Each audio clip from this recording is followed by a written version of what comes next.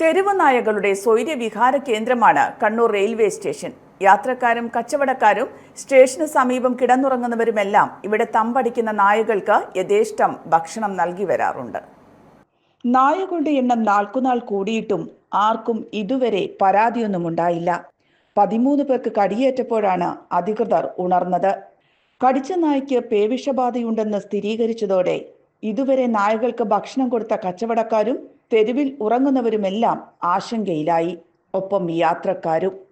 ഇന്നലെ കടിച്ച നായയിൽ നിന്ന് ഏതൊക്കെ നായകൾക്ക് പേവിഷബാധ കിട്ടിയിട്ടുണ്ടെന്ന് ഇനി കാത്തിരുന്നു കാണേണ്ടി വരും. പൊതുവെ അതിങ്ങനെ എണ്ണം കൂടി വരുന്നുണ്ട്. ആദ്യം 2 വന്ന്, പിന്നെ 3 വന്ന്, ഇപ്പോൾ 5, 6, 7, 8 എത്തി. അത്യാവശ്യം എന്ന് വെച്ചാൽ അവർ റെയിൽവേക്കാർ ശ്രദ്ധിക്കുന്നുണ്ട്. ഇപ്പോൾ കുറച്ചായിട്ട് വെച്ചാൽ അവർ കൂടെ വന്ന് നോക്കിക്കൊണ്ടിരിക്കുന്നുണ്ട്. എന്നാൽ അത് പിന്നെ പോവും, പിന്നെ ആദ്യം തിരിച്ചിങ്ങോട്ടേ വരും.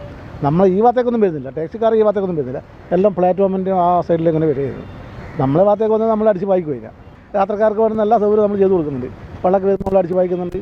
കണ്ണൂർ റെയിൽവേ സ്റ്റേഷൻ കിഴക്കേ കവാടത്തിൽ എപ്പോഴും തെരുവ് നായ്ക്കളുടെ ഒരു സംഘത്തെ കാണാം. റെയിൽവേ സ്റ്റേഷന്റെ മെയിൻ ഭാഗത്തും വാഹന പാർക്കിംഗ് ഏരിയകളിലുമെല്ലാം തെരുവ് നായ്ക്കൾ വിഹരിക്കുന്നത് യാത്രക്കാർക്കും ജീവനക്കാർക്കും ഒരു പതിവ് കാഴ്ച മാത്രമായിരുന്നു. എന്നാൽ ഇന്നലത്തെ കടിയോടെ സ്ഥിതി മാറി.